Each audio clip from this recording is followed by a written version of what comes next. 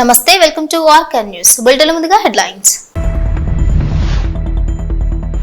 పట్నం నరేందర్ రెడ్డిని పరామర్శించిన హరీష్ రావు. కలెక్టర్ అధికారులపై దాడి కుట్ర కేసులో అరెస్టైన మాజీ ఎమ్మెల్యే పట్నం నరేందర్. సీఎం చంద్రబాబును కలిసిన ఆర్ట్ ఆఫ్ లివింగ్ వ్యవస్థాపకుడు రవిశంకర్ కు సాదర స్వాగతం పలికిన సీఎం చంద్రబాబు. మంచి మార్పు కోసమే కుటుంబ సర్వే. సమగ్ర ఇంటింటి కుటుంబ సర్వేలో పాల్గొన్న మంత్రి పొన్నం. కూటమి ప్రభుత్వంలో వైఫల్యాలకు వ్యతిరేకంగా విశాఖలో సిపిఎం నేతలు నిరసన. పెరిగిన ధరలు ప్రజలపై మరింత భారాన్ని మోపుతోందని ఆగ్రహం. పట్నం నరేందర్ రెడ్డిని పరామర్శించారు హరీష్ రావు. హైదరాబాద్, వికారాబాద్ జిల్లా లగచర్లలో కలెక్టర్ అధికారులపై దాడి కుట్ర కేసులో అరెస్టై బుధవారం నుంచి చర్లపల్లి జైల్లో ఉన్న కొడంగల్ బీఆర్ఎస్ పార్టీ మాజీ ఎమ్మెల్యే పట్నం నరేందర్ రెడ్డిని మాజీ మంత్రి, సిద్దిపేట ఎమ్మెల్యే తన్నీరు హరీష్ రావు చర్లపల్లి జైలుకు చేరుకుని ములాఖతయ్యారు. ఆయన వెంట బీఆర్ఎస్ ఉప్పల్ ఎమ్మెల్యే బండారు లక్ష్మారెడ్డి, కార్తిక్ రెడ్డి, నందికంటి శ్రీధర్, బీఆర్ఎస్ పార్టీ నాయకులు, కార్యకర్తలు తదితరులున్నారు.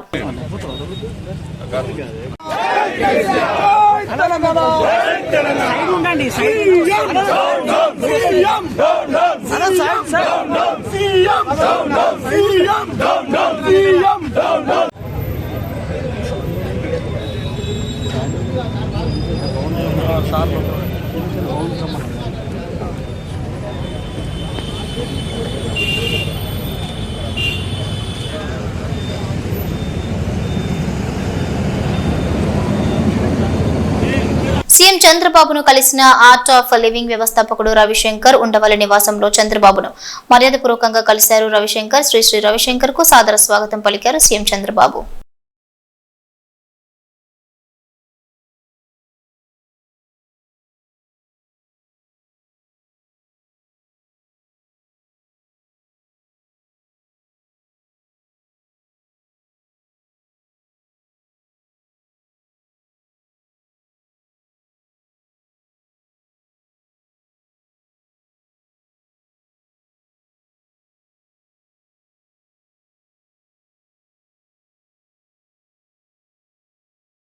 హైదరాబాద్ బంజారాహిల్స్ ఎన్బిటి నగర్ లోని ఎన్క్లేవ్ అపార్ట్మెంట్స్ లో రవాణా మరియు బీసీ సంక్షేమ శాఖ హైదరాబాద్ ఇన్ఛార్జ్ మంత్రి పొన్నం ప్రభాకర్, జీహెచ్ఎంసీ మేయర్ గద్వాల విజయలక్ష్మితో కలిసి సమగ్ర ఇంటింటి కుటుంబ సర్వేలో పాల్గొన్నారు.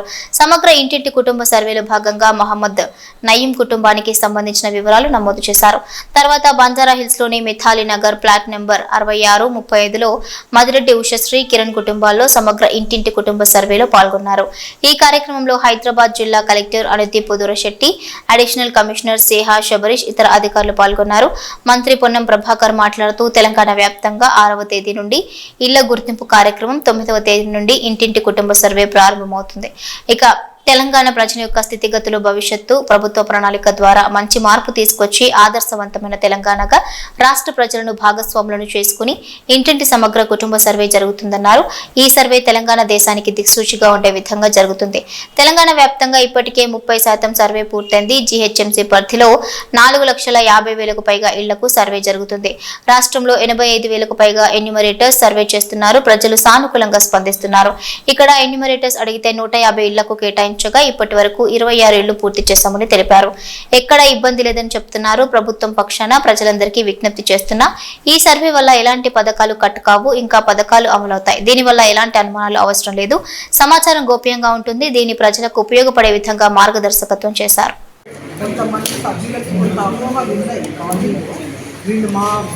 బ్యాంక్ అకౌంట్ నెంబర్ ఎందుకు అడుగుతున్నారు, నియమం అని చెప్పి అది మేము అందరికీ ఎక్స్ప్లెయిన్ చేయాలి. దానివల్ల మనకి ఏమీ కూడా ప్రాబ్లం ఫేస్ చేయము. వాళ్ళు చాలా సాధారణమైన వివరాలు మాత్రమే సేకరిస్తున్నారు.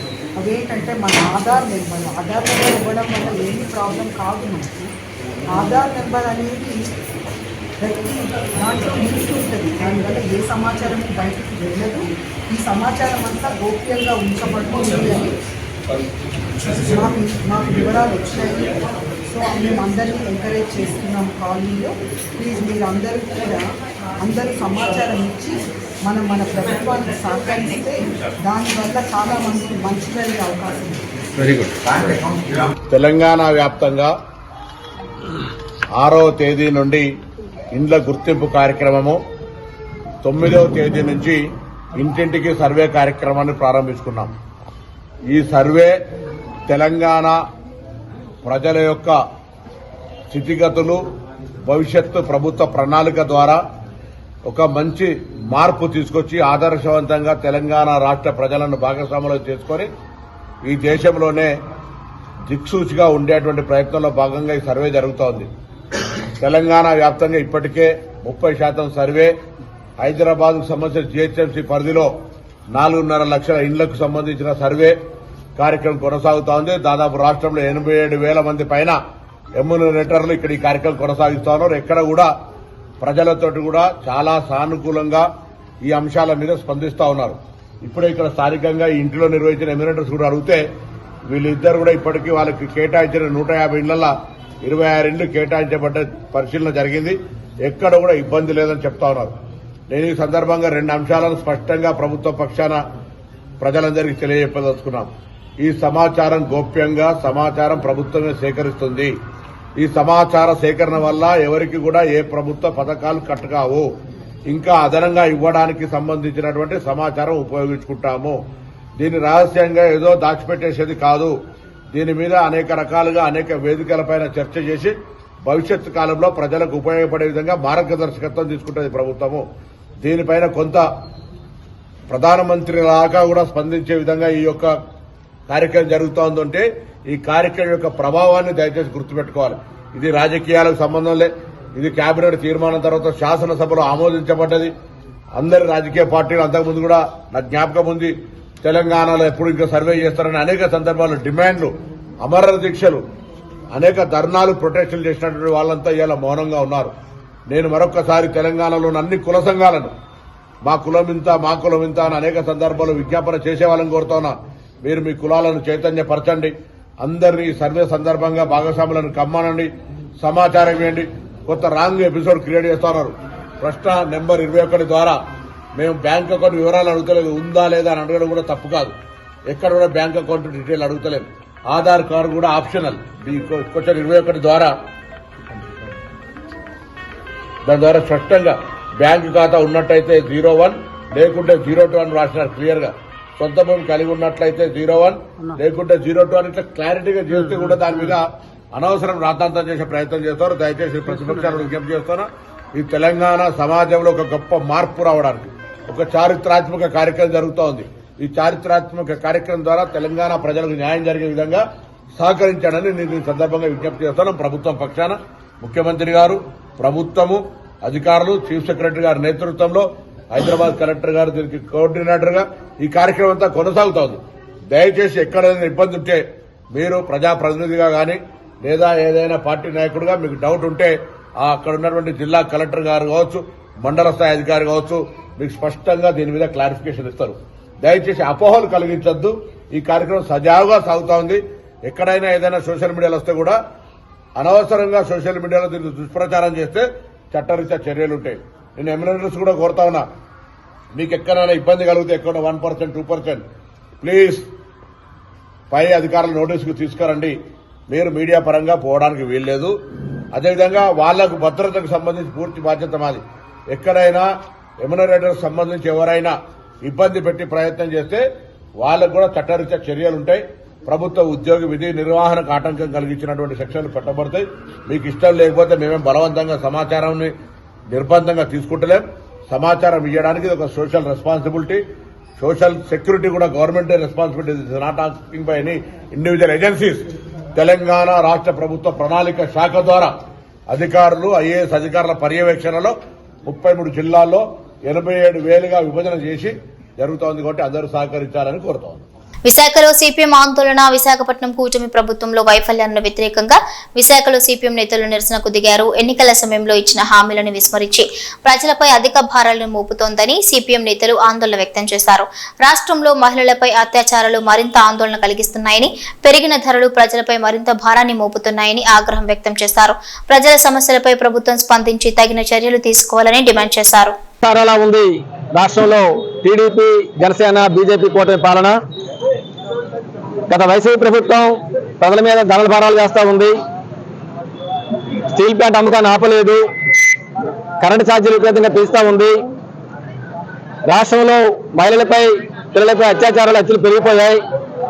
కాబట్టి ఈ ముద్రస్థ పాలనని అంతమొందించండి, మాకు అధికారం ఇవ్వండి, దీనికి భిన్నంగా సమర్థవంతమైన పాలన సాగిస్తాం. మేము ప్రజల మీద ధరల భారాలు వేయమని చెప్పని ఎన్నికల ముందు టీడీపీ, జనసేన, బీజేపీ కూటమి ఈ రాష్ట్ర ప్రజానికి హామీ ఇచ్చింది.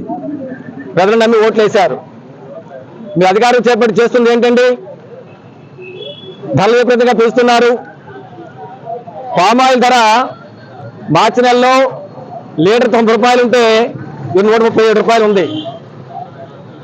సన్ఫ్లవర్ ఆయిల్ ధర 105 రూపాయలు ఉంటే 145 రూపాయలు ఉంది. ఒక లీటర్ మీద 40 రూపాయల నుంచి 40 రూపాయలు పెంచేశారు. దీని తోడు పప్పులు, ఉప్పులు, బియ్యం, నిత్యావసర ధరలన్నీ విపరీతంగా పెరిగిపోయాయి. కరెంటు ఛార్జీలు భారం పెంచమని చెప్పి అన్నారు. 2021, 22 సంవత్సరాలకి ఇప్పటికే ప్రజానీకం కట్టేసినటువంటి కరెంటు బిల్లు కూడా బృహత్ ఛార్జీలు, ఇంధన సర్దుబాటు ఛార్జీల పేరు మీద అదనంగా బిల్లు వసూలు చేస్తున్నారు. దాదాపు 6,000 కోట్ల రూపాయల భారం ప్రజల మీద ఈరోజు రాష్ట్ర ప్రభుత్వం వేస్తూ ఉంది. ఇది అత్యంత దుర్మార్గమైన విషయం. మీరు చెప్తున్న దానికి చేస్తున్న దానికి పూర్తి విరుద్ధంగా ఉంది. అలాగే మహిళల మీద, పిల్లల మీద అత్యాచారం రోజు రోజుకి పెరిగిపోతూ ఉన్నాయి. రాష్ట్ర హోంమంత్రి మహిళ అదుపు చేస్తామని చెప్పి అన్నారు. కానీ మహిళ వచ్చినా పురుషులైనా సరే ప్రభుత్వ పద్ధతిలో పాటు రాలేదు. అత్యాచారాలు ఆగలేదు, హత్యలు ఆగలేదు, రోజు రోజుకి పెరిగిపోతూనే ఉన్నాయి. స్టీల్ ప్లాంట్ అమ్మకాన్ని ఆపుతామని చెప్పి అన్నారు. కానీ స్టీల్ ప్లాంట్ రోజు రోజుకి కేంద్రంలో మోడీ ప్రభుత్వం ధ్వంసం చేస్తూ ఉంది. ఉద్యోగస్తు జీతభత్యాలు ఇవ్వడం లేదు, సేవలు విలీనం చేయడం లేదు. దీంతో పాటు రైతులకు గిట్టుబాటు ధరలు ఇస్తా ఉన్నారు. పంటలకి ఆ గిట్టుబాటు ధరలు కూడా ఇవ్వడం లేదు.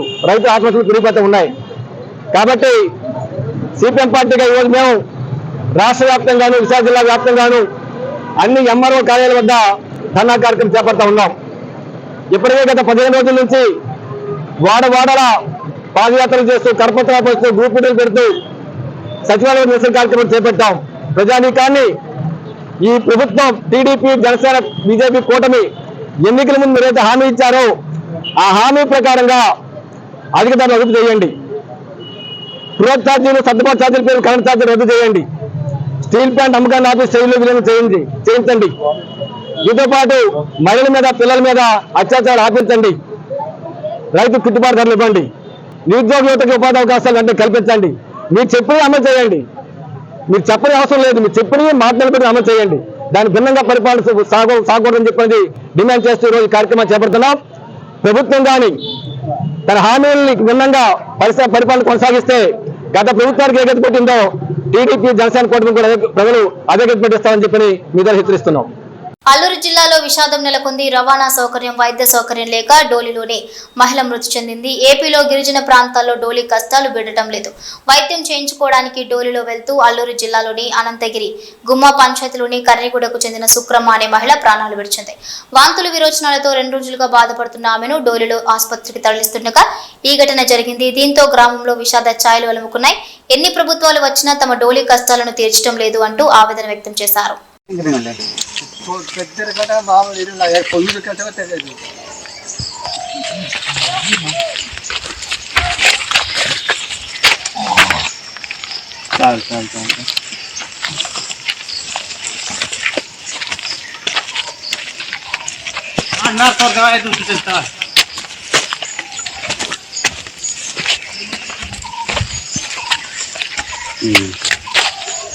గ్రేటర్ హైదరాబాద్ పరిధిలో పలు రెస్టారెంట్లను తనిఖీ చేశారు నగర మేయర్. Mughal restaurant, Dine Hill, Mandi రెస్టారెంట్లలో కిచెన్ అపరిశుభ్రంగా ఉన్నట్లు గుర్తించారు. పాడైపోయిన మాంసాన్ని ఫ్రిడ్జ్లలో నిల్వ చేసిన రెస్టారెంట్ నిర్వాహకులపై, హోటళ్ల నిర్వహణ తీరుపై ఆగ్రహం వ్యక్తం చేశారు మేయర్.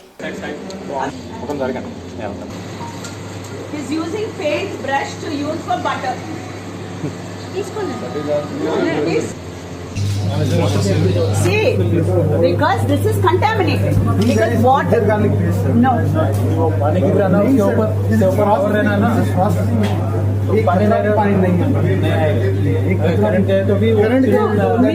మీరు శాంపుల్ తీసుకోండి, మీరు అన్ని శాంపుల్స్ తీసుకోండి.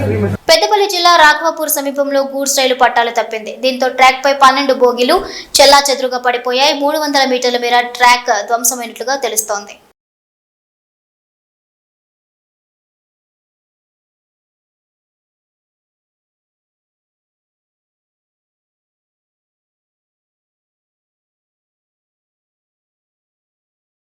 నాగపూర్లోని ఆర్ఎస్ఎస్ ప్రధాన కార్యాలయాన్ని సందర్శించారు కేంద్ర హోంశాఖ సహాయ మంత్రి శ్రీ బండి సంజయ్ కుమార్. ఆర్ఎస్ఎస్ వ్యవస్థాపకులు కేశవ్ బలిరామ్ हेडगेवार स्मारक स्थल ने संदर्शिंची ఘన నివాళి अर्पिंचाరు బండి సంజయ్. दूसरी बात उन्होंने कही थी कि यहाँ पे जितनी आर्चेस होंगी it is a construction of 3 धनुष्य.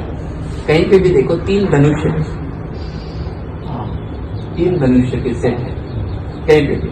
और धनुष कैसा है कि जब हम धनुष खींचते हैं डोरी तो बाण जो रहता है उसका बाणाग्र जो धनुष को लगता है वो धनुष के ऊपर वो बाणाग्र लगा हुआ है, यानी कि नीचा हुआ धनुष्य है. It's ready to go. If you release it will go to its destiny. तो कार्यकर्ता भी ऐसा ही होना चाहिए कि हर हमेशा तैयार हो, हर हमेशा रेडी हो. सूचना मिलती वो अपना काम पूरा करे. That's the second thing. And third thing ऐसा ये तीनों धनुष्य जब नीचे आते तो उसके नीचे शेष नाग की प्रतिकृति, नाग का फन, शेष नाग रेप्लिका. ముఖ్యమంత్రి నారా చంద్రబాబు నాయుడు ఆదేశాలతో డ్రోన్లతో గంజాయి సాగును అరికట్టేందుకు కార్యాచరణ రూపొందిస్తుంది ప్రభుత్వం. ఇప్పటికే అనకాపల్లి జిల్లా 3.55 ఎకరాల్లో డ్రోన్ల సాయంతో గంజాయి సాగును ధ్వంసం చేశారు అధికారులు. ఇక 3 అడుగుల ఎత్తు పెరిగిన గంజాయి ముక్కలను సైతం కనుగొనేలా హై డెఫినిషన్ చిత్రాలను తీసే మల్టీ స్పెక్ట్రల్ కెమెరాలను డ్రోన్లతో అనుసంధానించే కార్యక్రమానికి శ్రీకారం చుట్టనుంది ఏపీ ప్రభుత్వం. గంజాయి ముక్కలను గుర్తించేందుకు నార్కోటిక్ కంట్రోల్ బ్యూరో గూగుల్ సహాయం తీసుకుని శాటిలైట్ తో హాట్ స్పాట్ల ద్వారా గుర్తించనుంది. ఇక గంజాయి సాగును సమూలంగా ధ్వంసం చేయాలన్నదే ప్రభుత్వ ధ్యేయం.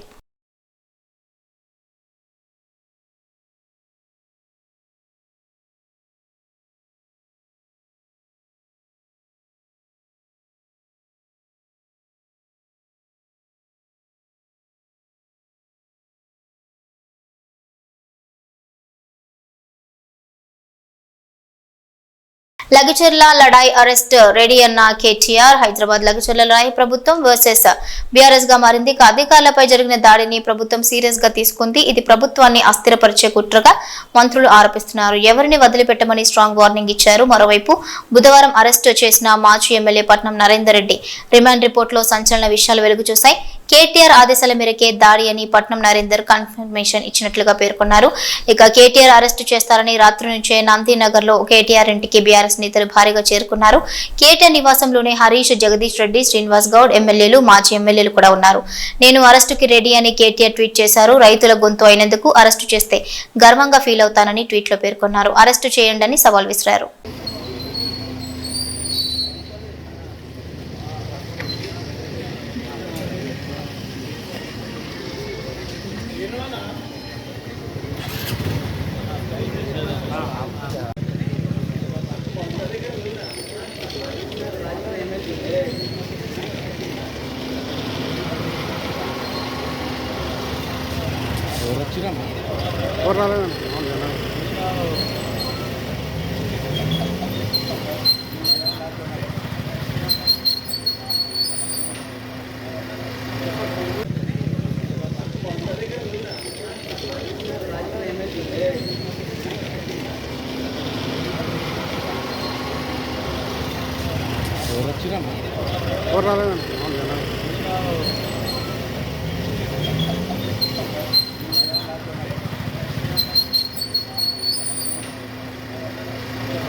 అన్నవరం ప్రముఖ పుణ్యక్షేత్రం అన్నవరం శ్రీ వీర వెంకట సత్యదేవుని తెప్పోత్సవం బుధవారం రాత్రి అంగరంగ వైభవంగా జరిగింది. సత్యదేవుడు అనంతలక్ష్మి సమేతుడై సుందరంగా తీర్చిదిద్దిన హంసవాహనంపై విహరించారు. భక్తులు కనులార వీక్షించి పరవశించారు. సాయంత్రం 5 గంటలకు స్వామి అమ్మవార్లను కొండపై నుంచి దిగువ పంపా సరోవరం వద్దకు తీసుకొచ్చారు. వివిధ రకాల పుష్పాలు, స్వర్ణాభరణాలతో అలంకరించారు. అనంతరం 3 సార్లు పంపాలు ఊరేగించారు. Prathipadu MLA Parpula Satyaprabha, chairman IV Rohit, EO Ramachandra Mohan పెద్ద సంఖ్యలో భక్తులు పాల్గొని ఉత్సవాన్ని తిలకించారు.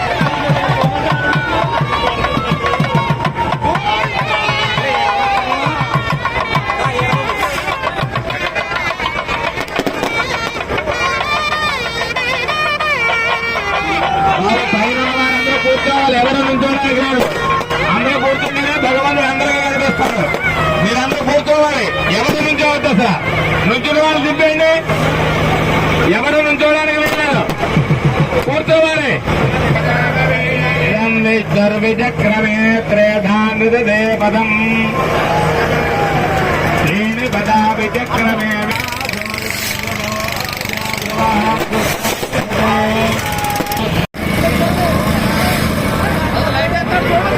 లైటింగ్ ఉన్న పోటు కొంచెం దేవుడికి దగ్గరగానే చూపిస్తూ ఉండండి.